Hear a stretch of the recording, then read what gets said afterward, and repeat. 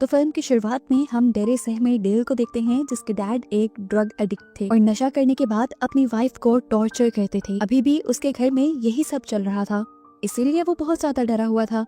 वो अपनी मॉम की चिल्लाने की आवाज़ें सुन पा रहा था। उसने जब दरवाजा खोलकर अपनी मॉम की मदद करने की कोशिश की तो अपनी मॉम को खून में लथपथ देखा जो डेल से मदद बुलाने को कह रही थी। डेल भी पुलिस को बुला लेता है और पुलिस के आते ही जब डेल के डैड भागने की कोशिश करते हैं तो तभी पुलिस इनकाउंटर में मारे जाते हैं, यानी वो पुलिस की गोली लगने से मारे गए थे। अब पुलिस ऑफिसर डेल की मॉम को रेस्क्यू करने के लिए जब कमरे में आए तो हद से ज्यादा भयानक लाश जो कि खून से लथपथ थी उसे देखकर उल्टी करने लग गए। पुलिस के मुताबिक इस लाश में जान होने की बिल्कुल उम्मीद नहीं थी, वो मर चुकी थी। लेकिन जब डेल कमरे में गया तो उसके बाद उनकी बॉडी में जान आ गई। हैरानी की बात थी, इतनी बुरी हालत में किसी का जिंदा बच जाना एक मौजज़ा ही था। खैर काफी साल का वक्त कहानी में गुजर जाता है और हम सैरा नाम की एक लड़की को उसके हस्बैंड के साथ नेबर्स में जाता देखते हैं। उनका नेबर कोई और नहीं बल्कि डेल ही था जो अब अपने घर में अकेला रहता था, जो सैरा को अजीब नजरों से देखता है और कहता है मुझे लगता है कि हम कहीं मिल चुके हैं। लेकिन ऐसा कुछ सैरा को याद नहीं था। यहीं पर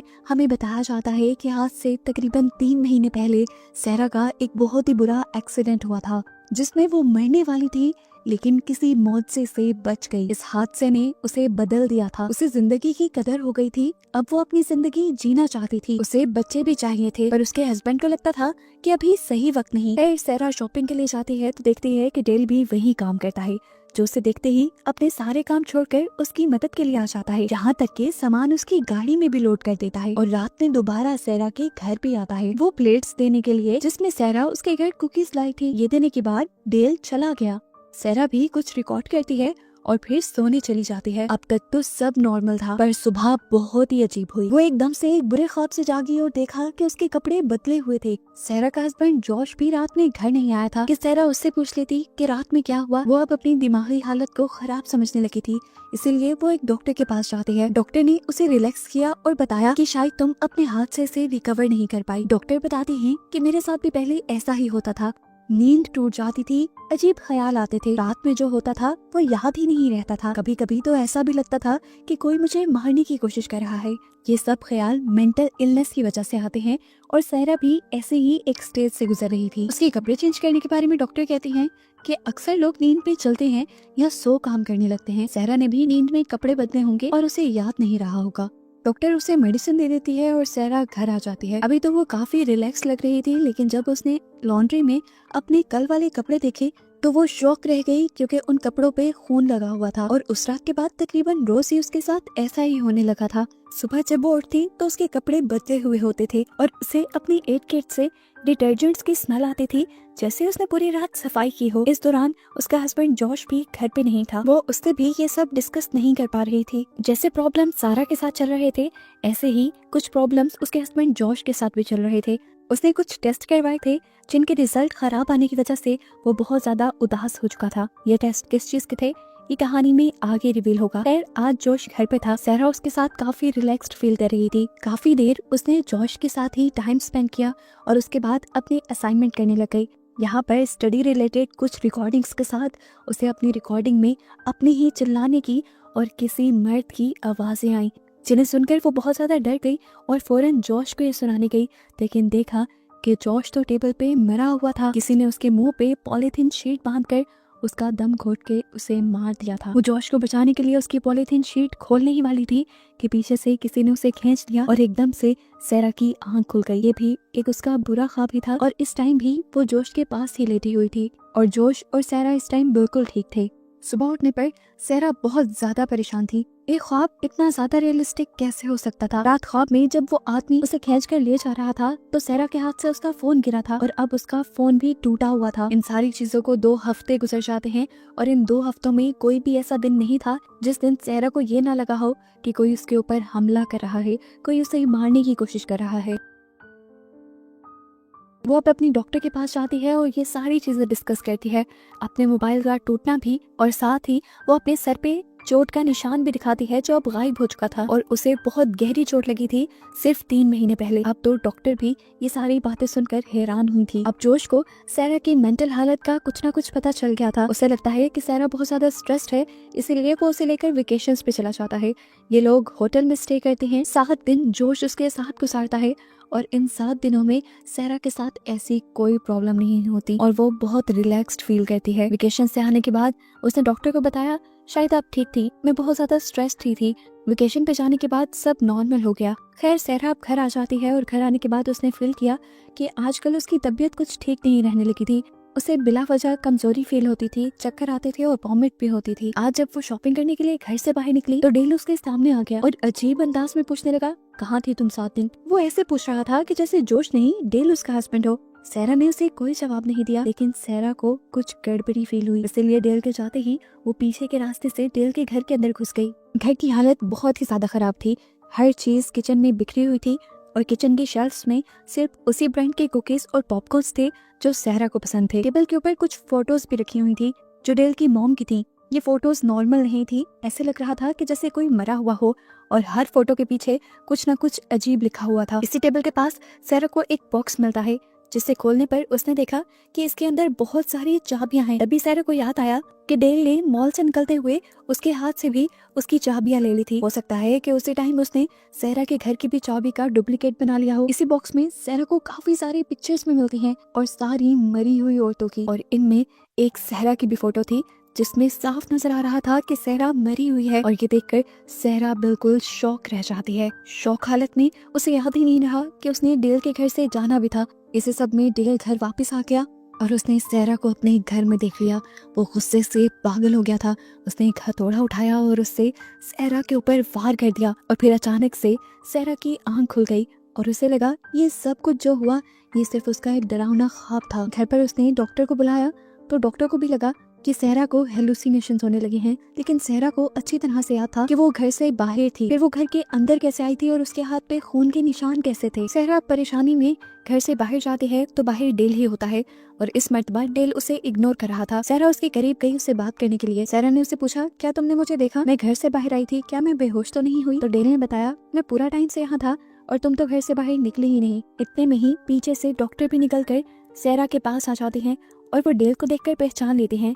डेल पहले उसके भी घर पर ग्रोसरीज डिलीवर करता था, लेकिन फिर जब से उसके घर में डॉग आया है डेल ने उसके पास आना छोड़ दिया है क्योंकि डेल को डॉग्स से नफरत है। खैर कंफ्यूज हुई सैरा डॉक्टर के साथ अपने घर आ जाती है और घर आते ही उसकी तबीयत बिगड़ जाती है। डॉक्टर के चेक करने पर इतने टेंस माहौल में उन्हें एक खुशखबरी मिली थी। सैरा प्रेग्नेंट हो चुकी थी और यही तो वो हमेशा से चाहती थी।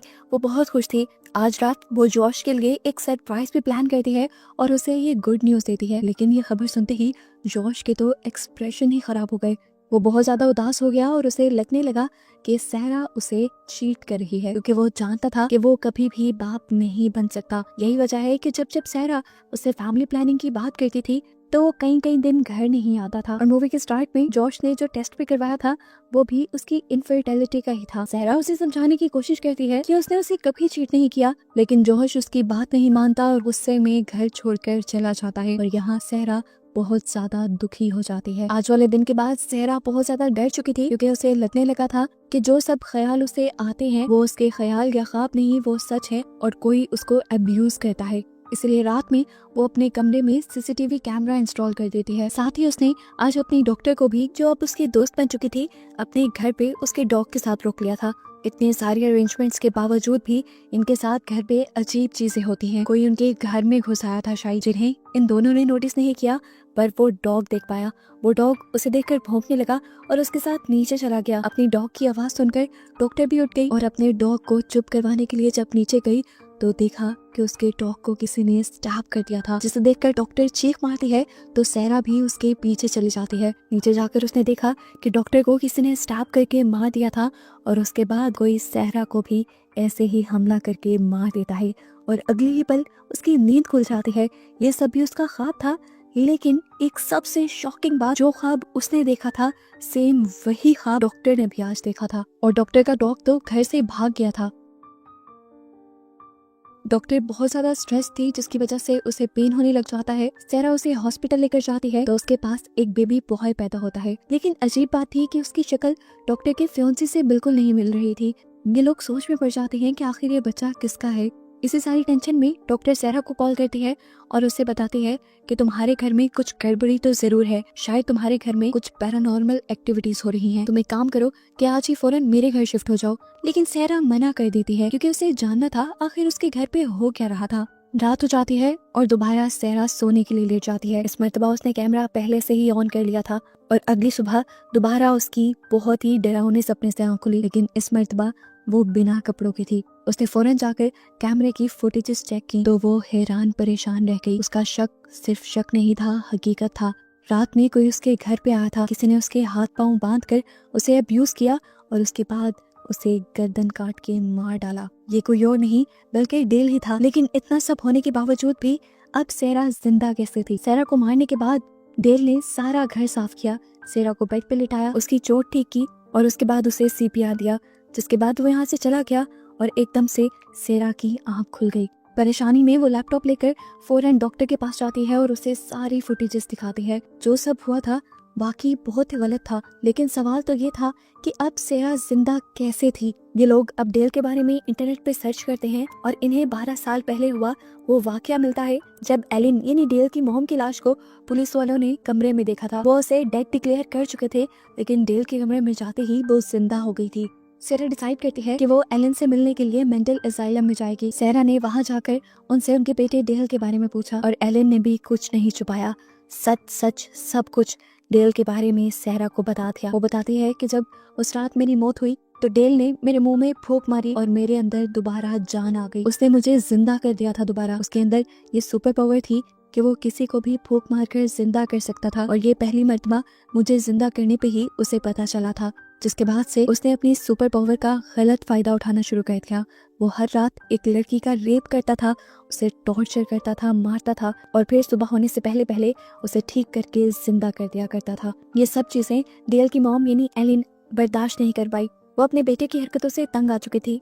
अपने बेटे को तो रोक ना पाई, लेकिन उसने कई मर्तबा अपनी जान को खत्म करने की कोशिश की, लेकिन डेल ने हर मर्तबा उन्हें जिंदा कर दिया। डेल के रूम में जो हमने पिक्चर्स देखी थी वो भी डेल की मॉम की सुसाइड की थी और हर फोटो के पीछे इंसिडेंट लिखा हुआ था। एक मर्तबा डेल की मॉम ने जंप करके अपनी जान लेने की कोशिश की थी, एक मर्तबा कलाई काट कर। डेल हर चीज को मेमोराइज करने के लिए उनकी पिक्चर लिया करता था। वो डेल से छुटकारा पाना चाहती थी, इसलिए उन्होंने एक दिन प्लान बनाया और घर से बाहर आकर अपने आप को जलाने की एक्टिंग की। जिसके बाद वहाँ पर पुलिस वालों ने आकर उन्हें बचा लिया और फिर मेंटल असाइलम छोड़ दिया। वो बताती हैं कि यहाँ आकर मैं रिलैक्स्ड हूँ, खुश हूँ। एटलीस्ट किसी को जिंदा करवाने के लिए मुझे डेल को कुकीज बनाकर खिलाना नहीं पड़ता। लेकिन अब सारा से कहते हैं अगर तुम्हें सब सच पता चल ही गया है तो तुम प्लीज डेल को मार दो और इस सारी गेम को खत्म करो। सारा अब घर आ गई। वो जानती थी कि रात पे भी डेल उसके घर पे आएगा, इसलिए उसने एक गन उठा ली। जैसे ही उसके घर का रात में दरवाजा खुला उसने बंदूक का रुख गेट की तरफ कर लिया। हुडी पहना आदमी जैसे ही अंदर आया उसने धड़ाधड़ 3 गोलियां चला दी। लेकिन पता चला कि ये कोई और नहीं बल्कि जॉश था जो सारा से पैकअप करने के लिए आया था।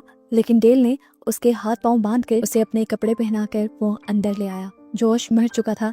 सारा ये देखकर बहुत ज्यादा उदास हो गई, लेकिन तभी उसके दिमाग में एक आइडिया आया अपने हस्बैंड जॉश को जिंदा करने का। वो डेल के करीब चली गई और डेल को किस करने के बहाने उसने डेल का सांस लिया और डेल का सांस लेकर जॉश के मुंह में ब्लो कर दिया, जिससे जॉश के अंदर दोबारा जान आ गई। डेल को ये देखकर बहुत ज्यादा गुस्सा आया कि सारा ने उसके साथ चालाकी की थी। अपनी चालाकी का बदला लेने के लिए वो सारा के ऊपर हमला करने के लिए आगे बढ़ता ही है कि सारा उसके ऊपर भी गोली चला देती है, क्योंकि अब सारा को और वो इस दुनिया में नहीं चाहिए था। उसने अपने हस्बैंड को भी बचा लिया था। सारा की गोली से आखिर डेल मर जाता है और डेल के मरते ही यहाँ पर वो सारे लोग मरने लग जाते हैं जिनको कभी डेल ने दोबारा जिंदा किया था। एकदम से पूरे शहर में लोगों की चीखने चिल्लाने की आवाजें गूंज उठती हैं। धड़ाधड़ वो लड़कियां मर रही थी गिर गिर के जिन्हें जॉश ने जिंदा किया था और इनकी तादाद 100 से भी ज्यादा थी। सारा, जॉश, डेल की मॉम के साथ साथ उस डॉक्टर की भी मौत हो जाती है, जिसका मतलब कि डेल ने उस डॉक्टर को भी अब्यूज करके एक मर्तबा मारा था। लेकिन उसके बेटे की मौत नहीं होती, जिसके बारे में अब हम जान पाए हैं कि वो डेल का ही बेटा है। और बस इस बच्चे को ही दिखाते हुए ये मूवी यहीं पर एंड हो जाती है।